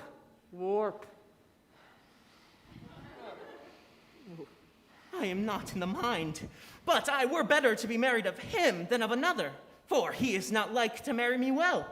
And not being well married will be a good excuse for me hereafter to leave my wife. Oh, go through with me and let me counsel thee. Come, sweet Audrey, we must be married or we must live in Bawdry. Audrey. Farewell, good Master Oliver, not, oh, sweet Oliver, oh, brave Oliver, leave me not behind thee, but wind away, begone, I say, I will not to wedding with thee. Oh.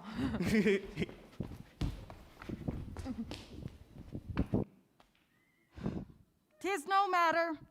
Ne'er a fantastical knave of them all shall flout me out of my calling.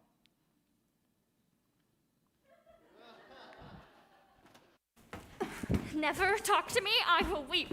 Do, I prithee, but yet have the grace to consider that tears do not become a man. But have I not cause to weep?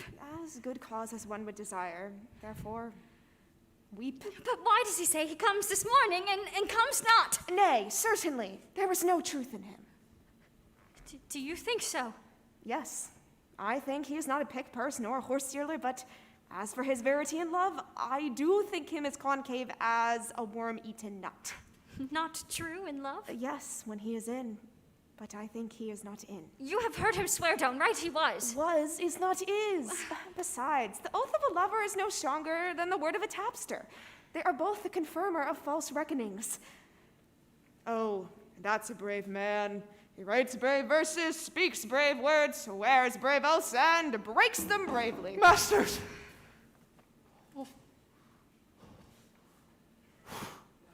Who have oft inquired the shepherd that complained of love, praising the proud, disdainful shepherdess that was his mistress. Well, and what of him? If you will see a pageant truly played between the pale complexion of true love and the red glow of scorn and proud disdain, I shall conduct you. If you will mark it. Oh, come, let us remove. The sight of lovers feedeth those in love. Sweet Phoebe, do not scorn me, do not! Say that you love me not, but say not so in bitterness. By common executioner, whose heart the accustomed sight of death makes hard, falls not the axe upon the humbled neck, but first begs pardon. Will you sterner be than he who dies and lives by bloody drops? I would not be thy executioner. I fly thee, for I would not injure thee. Thou tellest me there is murder in mine eye. 'Tis pretty, sure, and very probable. And if mine eyes can wound, now let them kill thee. Now counterfeit to swoon. Why? Now fall down. Or, if thou canst not, for shame. Oh, for shame, lie not to say mine eyes are murderers. Mine eyes which I have darted at thee, hurt thee not. Nor I am sure there is no force in eyes that can do hurt. Oh, dear Phoebe, if ever, as ever may be near, you meet in some fresh cheek powder of the fancy, then you shall know the wounds invisible that love's keen arrows make. But till that time, come not thou near me. And when that time comes, afflict me with thy mocks. Pity me not, as till that time, I shall not pity thee. And why, I pray you? Who might be your mother that you insult, exalt, and all at once over the wretched? What though you have no beauty, as by my faith I see no more in you than without candle may go dark to bed. Must you therefore be proud and pitiless? Oh. Why? What means this? Why do you look on me? I see no more in you than the ordinary of nature's sail work. Odds my little life, I think she means to tangle my eyes too. No, faith, proud mistress! Hope not after it. 'Tis not your inky brow, your black silk hair, your bugle eyeball, nor your cheek of cream that can tame my spirits to your worship. You foolish shepherd! Wherefore do you follow her like foggy south puffing with wind and rain? You are 1,000 times more proper than she's a woman. 'Tis such fools as you that makes the world full of ill-favored children. 'Tis not her glass, but you that flatters her, and out of you she sees herself more proper than any of her features can show her. But mistress, know yourself, down on your knees, and think heaven fasting for a good love. Oh. For I must tell you, friendly in your ear, sell when you can, you are not for all markets. Cry their mercy, love them, take their offer. Foul is most foul, being foul to be a scoffer. So take her to thee, shepherd, and fare you well. Sweet youth! I pray, you chide a year together. I had rather hear you chide than this one woo. They've fallen in love with your foulness, and she'll love me for my anger if it be so. Why do you look upon me? For no ill will I bear you.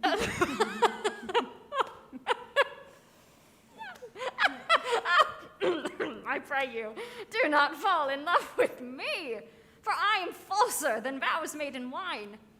Besides, I like you not. Come, sister.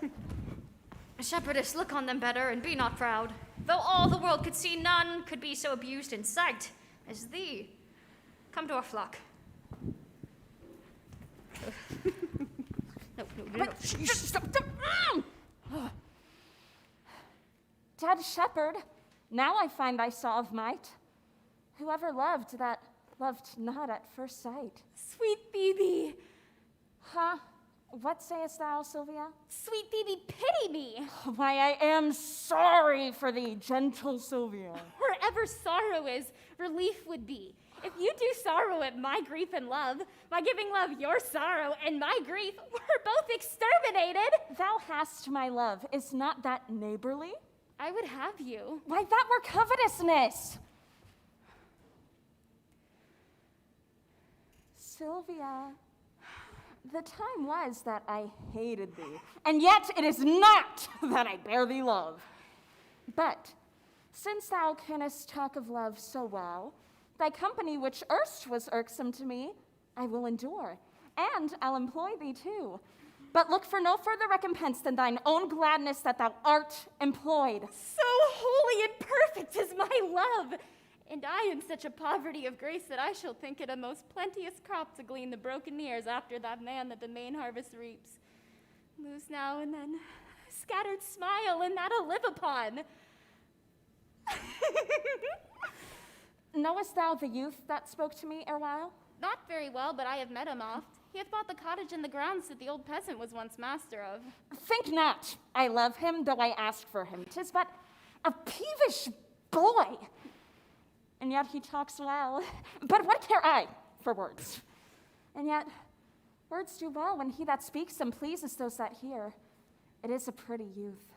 Not very pretty. But sure he's proud, and yet his pride becomes him. He'll make a proper man. The best thing in him is his complexion, and faster than his tongue did make offense, his eye did heal it up. He's not very tall.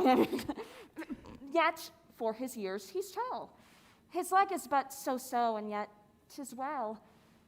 There was a pretty redness in his lip, a little riper and more lusty red than that mixed in his cheek. 'Twas just the difference betwixt the constant red and mingled damask. There be some women, Sylvia, had they marked him in detail as I did, would have gone near to fall in love with him. But for my part, I love him not, nor hate him not. And yet, I have more cause to hate him, for what had he to do to chide at me? He said mine eyes were black and my hair black, and now I am remembered, scorned at me. I marvel why I answer not again. But that's all one. Omittance is no quittance. I'll write him a very taunting letter, and thou shalt bear it, Wilt thou, Sylvia? Phoebe, with all my heart! I'll write it straight. The matter's in my head and in my heart. I'll be bitter with him and passing short. Go with me, Sylvia.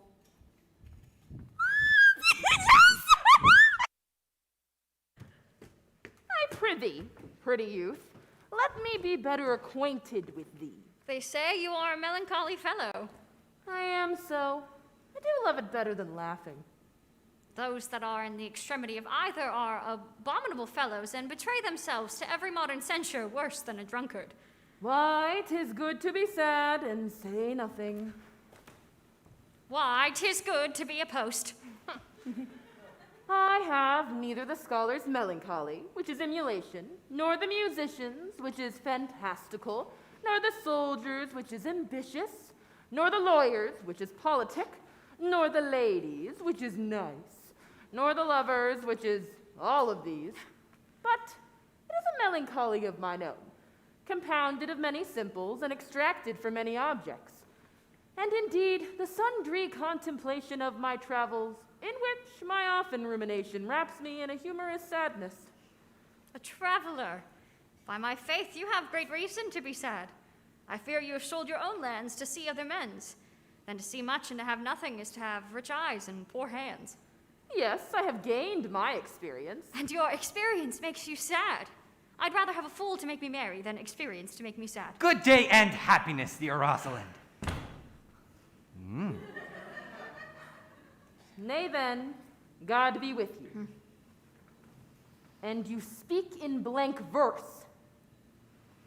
Farewell, monsieur traveler. Why, how now, Orlando? Where have you been all this while? You, a lover. And you serve me such another trick, never come in my sight more. My dear Rosalind, I come within an hour of my promise. Break an hour's promise in love? He that will divide a minute into 1,000 parts and break but a part of 1,000 parts of a minute in the affairs of love. Pardon me, dear Rosalind. Nay, and if you be so tardy, never come in my sight more. I'd as happy be wooed of a snail. Of a snail? Aye, a snail. For though he comes slowly and carries his house, he brings his destiny with him. And what's that? Why, horns! Virtue is no horn maker, and my Rosalind is virtuous. And I am your Rosalind. It pleases him to call you so, but he hath a Rosalind of a better leer than you. Sorry. Come, woo me, for now I'm in a holiday humor, and like enough to consent. What would you say to me now, and I your very, very Rosalind? I would kiss before I spoke. Oh, nay. You'd better speak first, and when you are perplexed for lack of matter, you might take occasion to kiss. Well, how if the kiss be denied? Well, then she puts you to an entreaty, and there begins a new matter. Who could be out, being before his beloved mistress? Mary, should you, if I were your mistress, or I think my honesty ranker than my wit? What, of my suit? Not out of your apparel, and yet out of your suit. Am I not your Rosalind? I take some joy to say that you are, because I would be speaking of her. Well, then in her person, I say I will not have you. Well, then in my person, I die. No, faith, die by attorney. The poor world is almost 6,000 years old, and in all this time, not any man died in his own person in a love cause. Men have died from time to time, and worms have eaten them, but not for love. I would not have my right Rosalind of this mind, for I fear her frown might kill me. By this hand, it will not kill a fly. But come, now I will be your Rosalind in a more coming-on disposition, and ask me what you will, I will grant it. Then love me, Rosalind. Yes, faith will I, Fridays and Saturdays and all. And wilt thou have me? Aye, and 20 such. What sayest thou? Are you not good?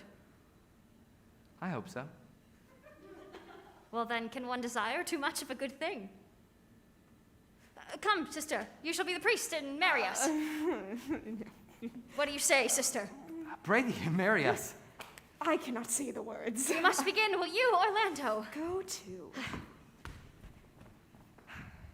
Will you, Orlando, have to wife this Rosalind? I will. You must say I take thee, Rosalind, for wife. I take thee, Rosalind, for wife. I do take thee, Orlando, for husband.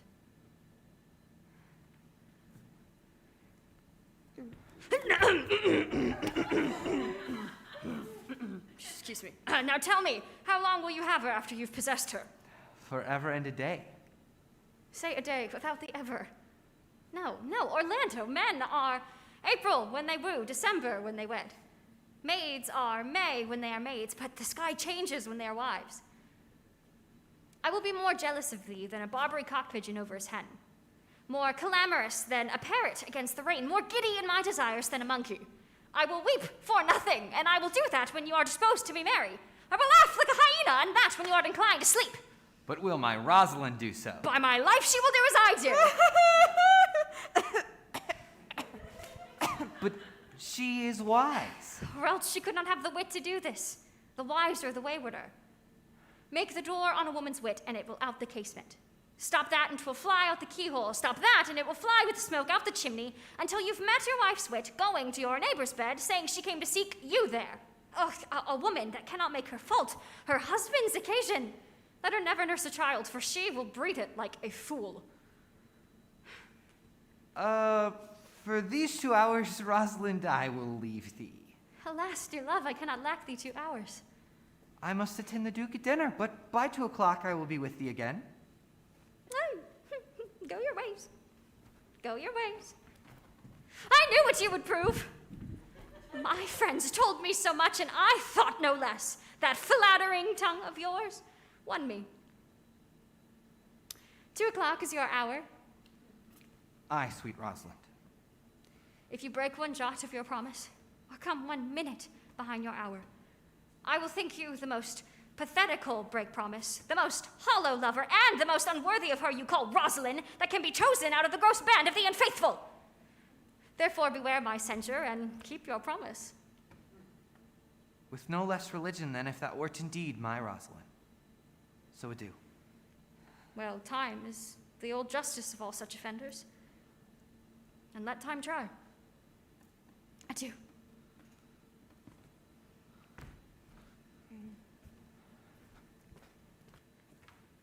You have simply misused your sex in your love prate. We must have your doublet and hose plucked over your head and show the world what the bird hath done to her own nest. Oh, cuz, my pretty little cuz, that thou didst not know how many fathom deep I am in love? But it cannot be sounded. My affection hath an unknown bottom like the Bay of Portugal. Or rather bottomless, that as fast as you pour affection in, it runs out. I'll tell thee, Aliena, I cannot be out of the sight of Orlando. I will go and find a shadow and sigh until he come. And I'll sleep.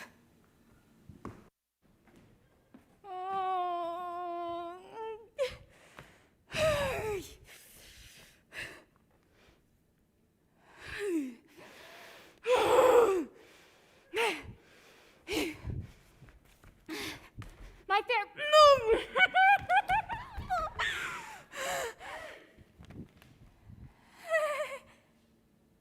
I don't wanna... You'd better. Okay.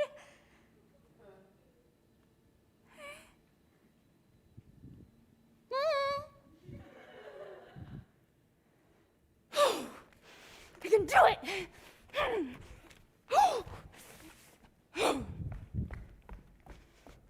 Nope, nope, nope, nope, nope, nope, nope, nope, nope, nope, nope, nope, nope, nope.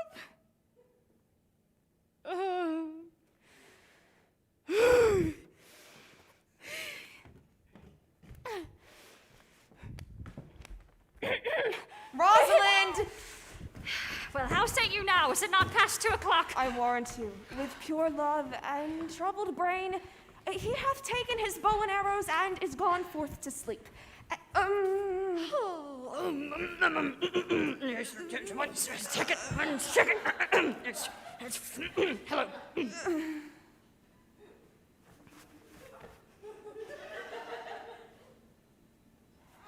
My fair youth, my gentle Phoebe did bid me give you this.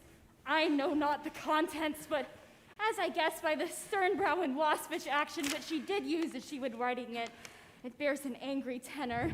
Pardon me, I am but a guiltless messenger. Patience herself would startle at this letter and play the swaggerer. Odds my will, her love is not the hare I do hunt. Why writes she so to me? Well, shepherd, well, this is a letter of your own device. Oh, I protest. I know not the contents. Phoebe did write it. Come, come, you are a fool, and turned into the extremity of love. I say she never did invent this letter. Sure, it's hers. 'Tis a boisterous and cruel style, a style for challengers. Will you hear the letter? So please you, for I have not heard it, yet heard too much of Phoebe's cruelty. She Phoebes me. Mark how the tyrant writes. Art thou God to shepherd turn, that a maiden's heart hath burned? Can a woman rail thus? Call you this railing? Why thy godhead laid apart, warst thou with a woman's heart? Did you ever hear such railing? While the eyes of man did woo me, that could do no vengeance to me, meaning me, a beast. Whilst you chide me, I did love. How then might your prayers move? He that brings this love to thee, little knows this love in me.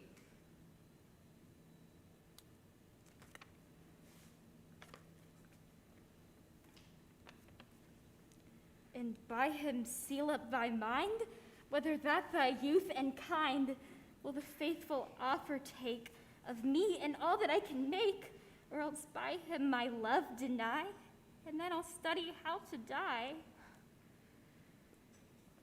Call you this chiding? Alas, poor shepherd. Do you pity them? Yeah. No, they deserve no pity. What? Wilt thou love such a woman? Well, go to her, for I see love hath made thee a tame snake, and say this to her. If she love me, I charge her to love thee. If she will not, I will not have her unless thou entreat for her. If you be a true lover, hence, and not a word. Hence.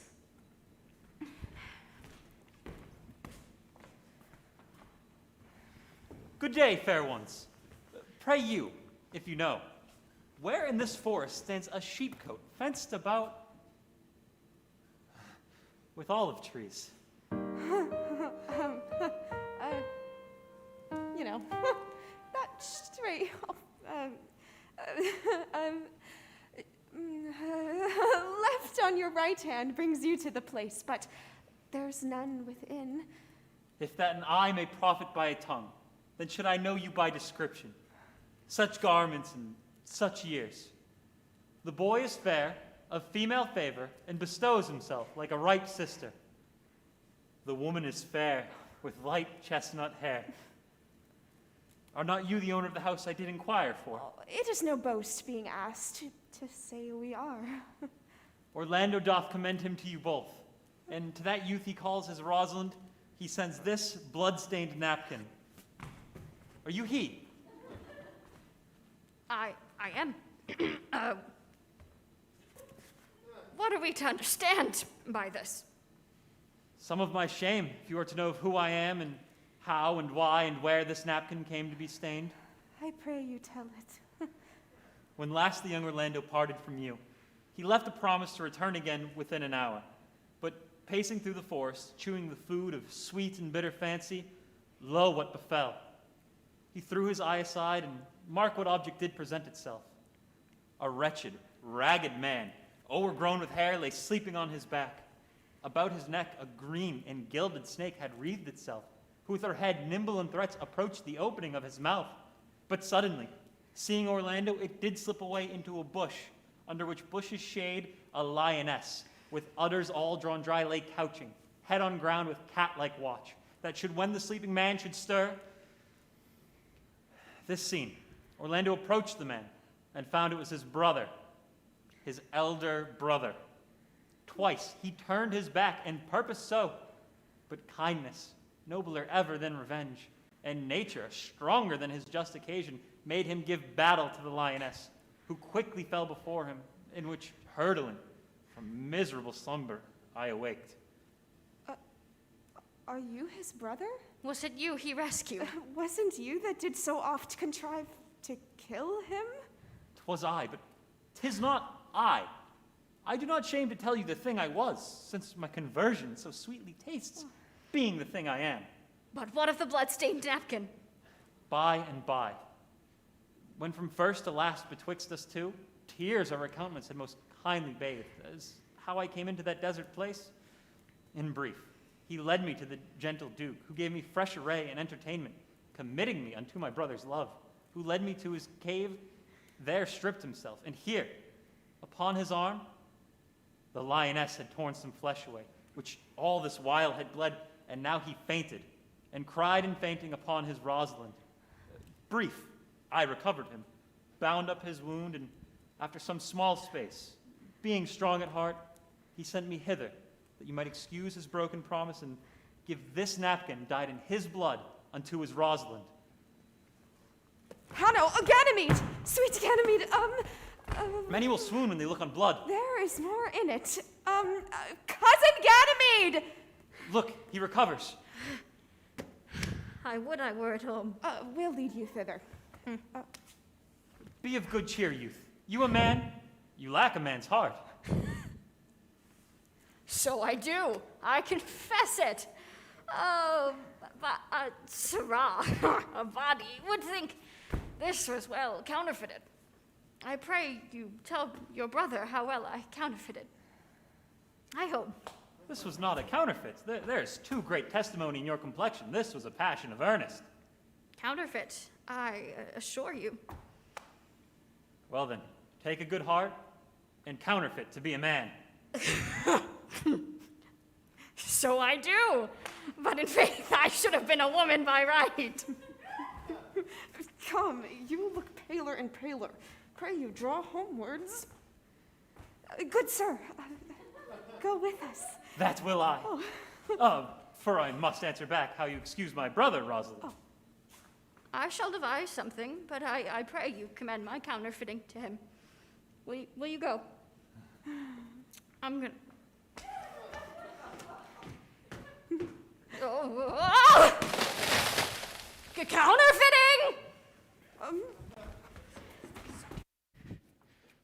Audrey! Patience, gentle Audrey! Faith, the priest was good enough for the old gentleman's saying. A most wicked Sir Oliver, Audrey, a most vile martext. But Audrey, there's a youth here in the forest lays claim to you.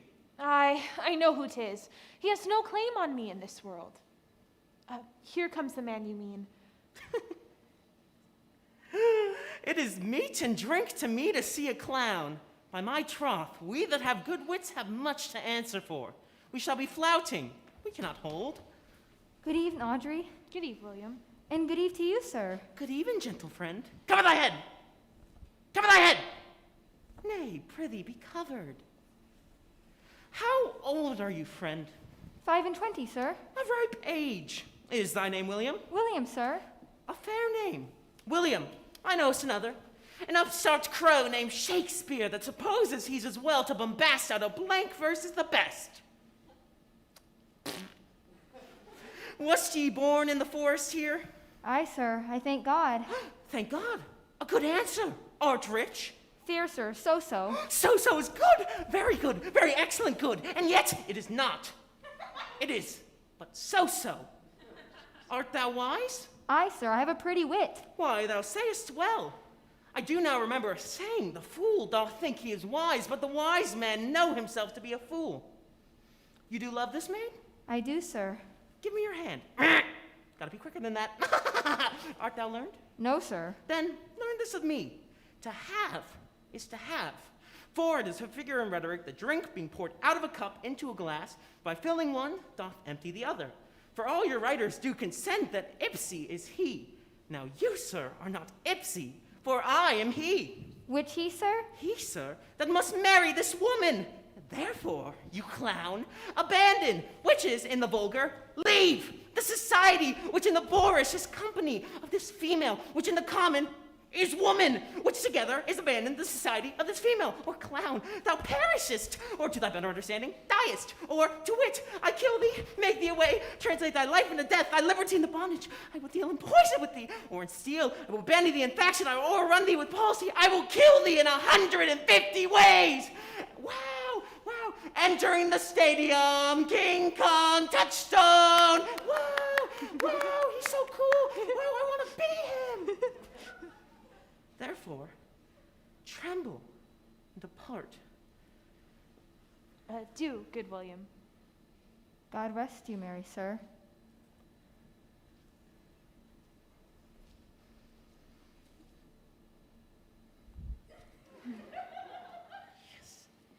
Tomorrow is the joyful day, Audrey.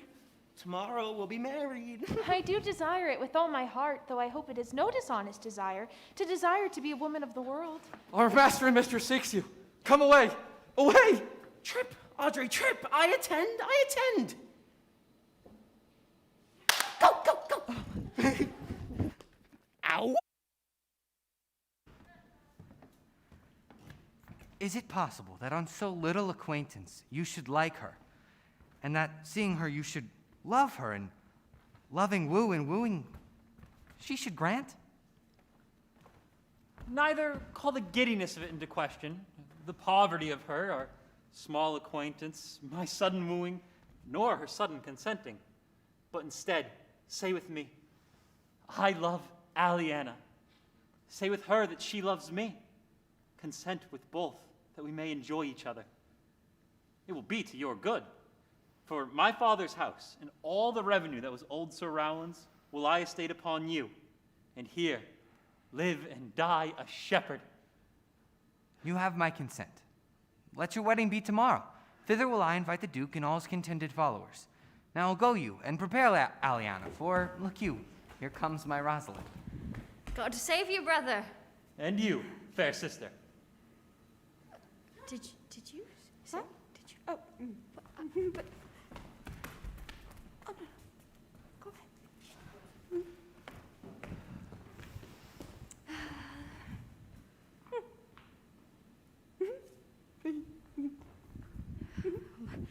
My dear Orlando, how it grieves me to see thee wounded with the claws of a lion. Oh, wounded I am, but with the eyes of a lady. Did your brother tell you how I counterfeited to swoon when he showed me your handkerchief? Aye, and greater wonders than that. I know where you are. For your brother and my sister no sooner met, but they looked. No sooner looked, but they loved. No sooner loved, but they sighed. No sooner sighed, but they asked one another the reason. No sooner knew this reason, but they sought the remedy. And in these degrees, they have made a pair of stairs to marriage.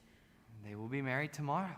I will bid the Duke to the nuptial, but how bitter a thing it is to look unto happiness through another man's eyes. By so much more tomorrow shall I be at the height of heart heaviness, and knowing my brother happy in all that he wishes for. Oh, why then tomorrow I cannot serve your turn for Rosalind. I can no longer live by thinking. I weary you then. No longer with idle talking. Know of me then, for now I speak to some purpose, that I know you are a gentleman of good conceit. I speak this not that you should bear a good opinion of my knowledge, and so much I say, I know you are. Believe then, if you please, that I can do strange things. For I have, since 3-year-old, conversed with a magician, most profound in his art, and yet not damnable. For if you love Rosalind so near your heart as your gesture cries it out, when your brother marries Aliana, shall you marry her? I know into what straits of fortune she is driven to, and it seem not impossible for me, if it appear not inconvenient to you, to set her before your eyes tomorrow. Speakest thou in sober meanings? By my life I do. For if you will be married tomorrow, you shall. And to Rosalind, if you will. For you have done me much ungentleness to show the letter I writ you. I care not if I have. It is my study to seem despiteful and ungentle to you. You are therefore followed by a faithful shepherd. Look on them, love them, they worship you. Good shepherd, tell this youth what 'tis to love. It is to be all made of sighs and tears. And so am I for Phoebe. And I for Ganymede. And I for Rosalind. And I for no woman. It is to be all made of faith and service. And so am I for Phoebe. And I for Ganymede. And I for Rosalind. And I for no woman. It is to be all made of fantasy, and all made of passion, and all made of wishes, all adoration, duty, and observance, all humbleness, patience, and impatience, all purity, all trial, all observance, and so am I for Phoebe! And I for Ganymede! And I for Rosalind! And I for no woman! If this be so, why blame you me to love you? If this be so, why blame you me to love you? And if this be so, why blame you me to love you? Why do you speak too? Why blame you me to love you? Oh, to her that is not here, nor doth not hear.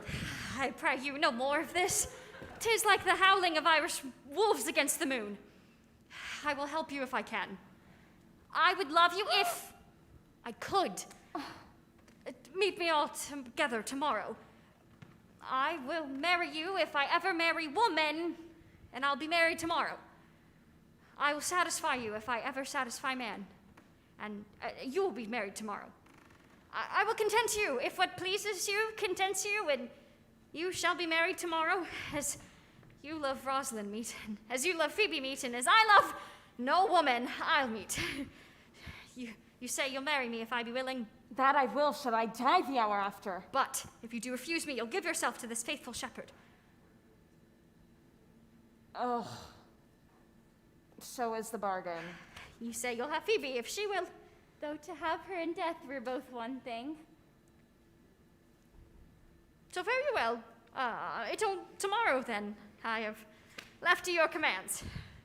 I'll not fail if I live. Nor I. Nor I. Cool.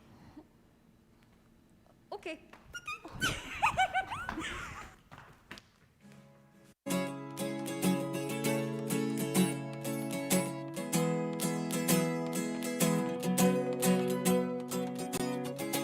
It was a lover and his lass, with a hey and a ho and a hey nonny no, that o'er the green cornfield did pass, in springtime, the only pretty ring-time, when the birds do sing a hey ding-a-ding, ding-a-ding, ding-a-ding, sweet lovers love the spring.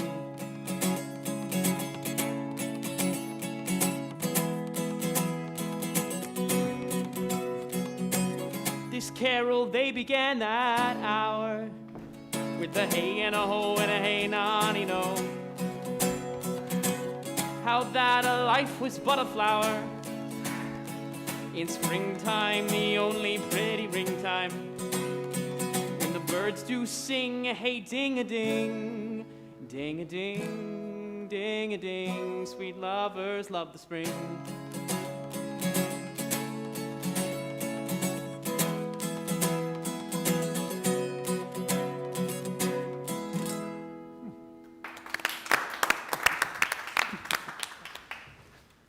I do remember in this shepherd boy some lively touches of my daughter's favor. My lord, the first time I saw him, methought he was a brother to your daughter.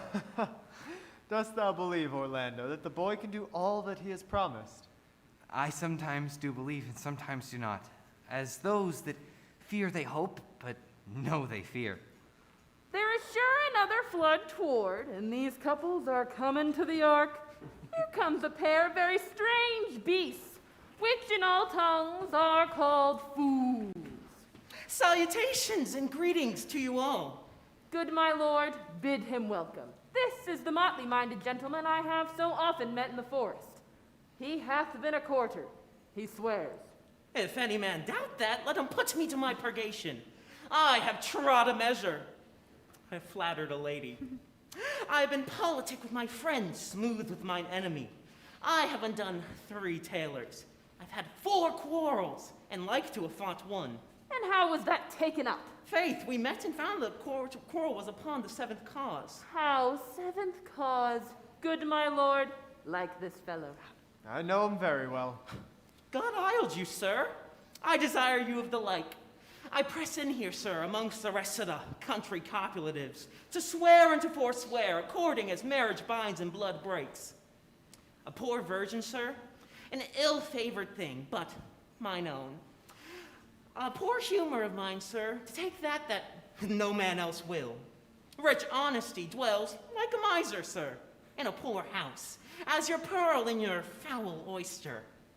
By my faith, he is still swift and pithy. According as the fool's bolt, sir.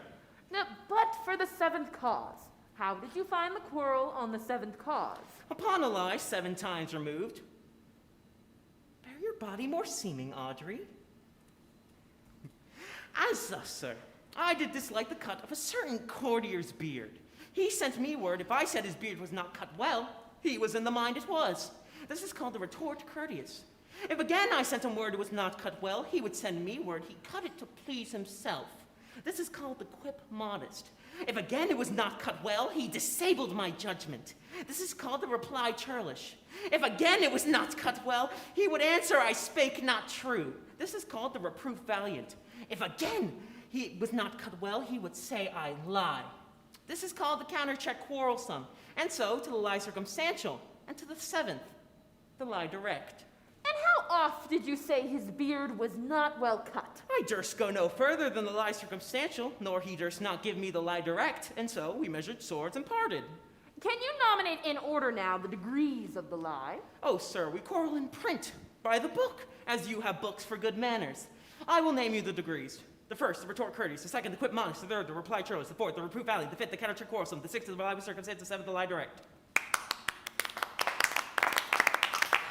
All of these you may avoid, but the lie direct. And you may avoid that too, with an if. I remember when 7 justices could not take up a quarrel. But when the parties were met themselves, one thought but of an if. As if you said so, then I said so. And they shook hands and swore brothers. Your if is the only peacemaker. Much virtue in if. If.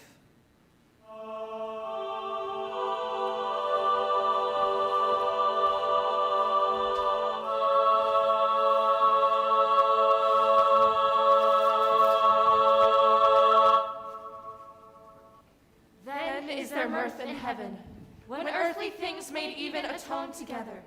Good Duke, receive thy daughter. Hymen from heaven brought her, yea, brought her hither, that thou mightst join her hand with his, whose heart within his bosom is.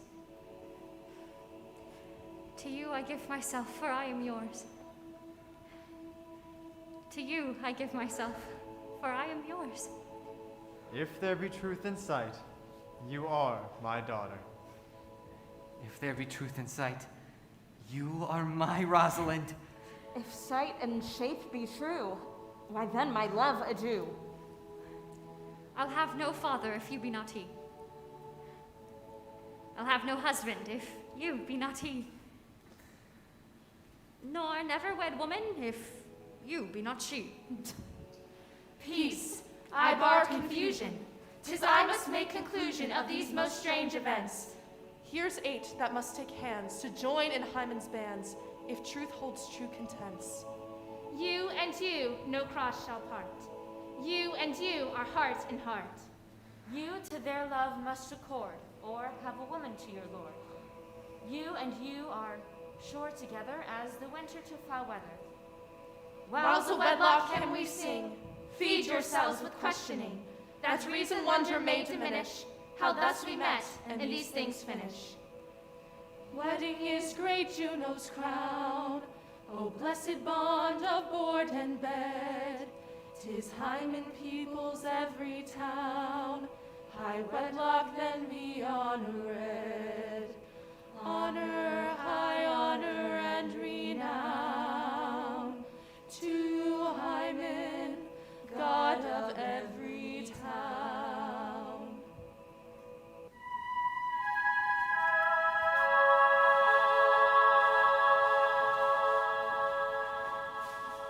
Oh, dear niece, welcome thou art to me. Even daughter, welcome in no less degree. I will not eat my word. Now thou art mine. Thy faith my fancy to thee doth combine. Let me have an audience for a word or two. I bring these tidings to this fair assembly. Duke Frederick, hearing how that every day men of great worth resorted to this forest, addressed a mighty power, which were on foot in his own conduct, purposely to take his brother here and put him to the sword. And to the skirts of this wild wood he went, where, meeting with an old religious man, after some question with him, was converted, both from his enterprise and from the world.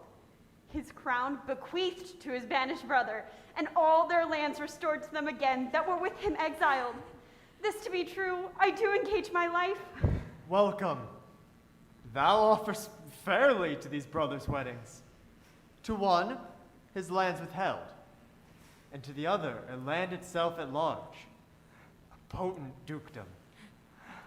First, in this forest, let us do those ends that were here well begun and well begot. And after, each of this merry number that has endured shrewd days and nights with us shall share in the good news of our returned fortune according to the measures of their states. Meanwhile, forget this new fallen dignity, and fall into our rustic revelry, play, music, and brides and bridegrooms all, with measures heaped with joy, to the measures fall. Sir, by your patience, if I heard you rightly, the Duke hath put on a religious life and thrown into neglect the pompous court. He hath. To him will I. Out of these conservatives, there is much matter to be heard and learned. To you, your former honor I bequeath. Your patience and your virtue well deserves it. You, to a love your great faith doth merit. You, to your land and love and great allies. You, to a long and well-deserved bed. And you, to wrangling for thy loving voyage is but for 2 months victualled. So to your pleasures I am for other than dancing measures. Stay, Jacques, stay. Not the pastime I, but you will know to have. I'll stay at your abandoned cave. Proceed. Proceed.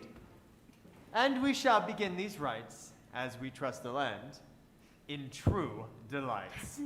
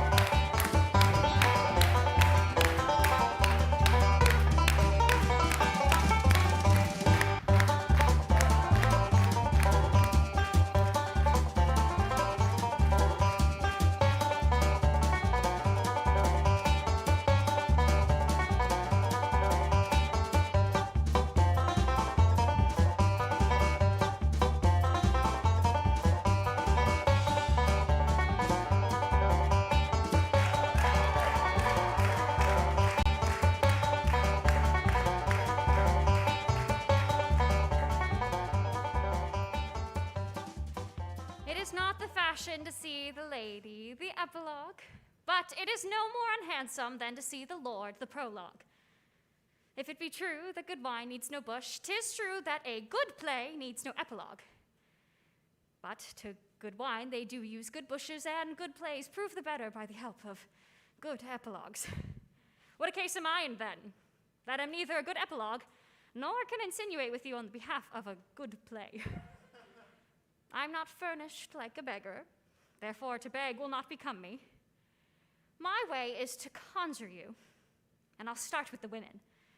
I charge you, oh women, for the love you bear to men, to like as much of the play may please you. And I charge you, oh men, for the love you bear to women, as I perceive by your simpering, none of you hates them, that between you and the lady the play may please. If I could, I would kiss as many as have beards that pleased me, complexions that liked me, and breaths I defied not. And I'm sure as many as have good beards or good faces or sweet breaths will, for by my kind offer, when I make curtsy, bid me farewell.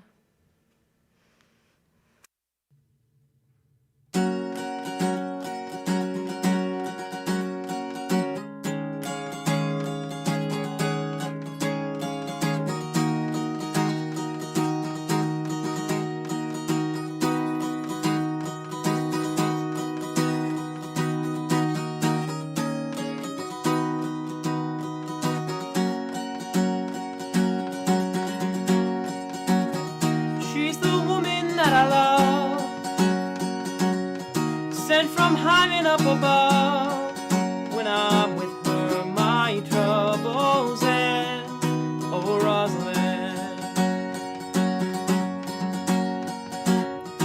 Even when she's in disguise, she has the prettiest of eyes.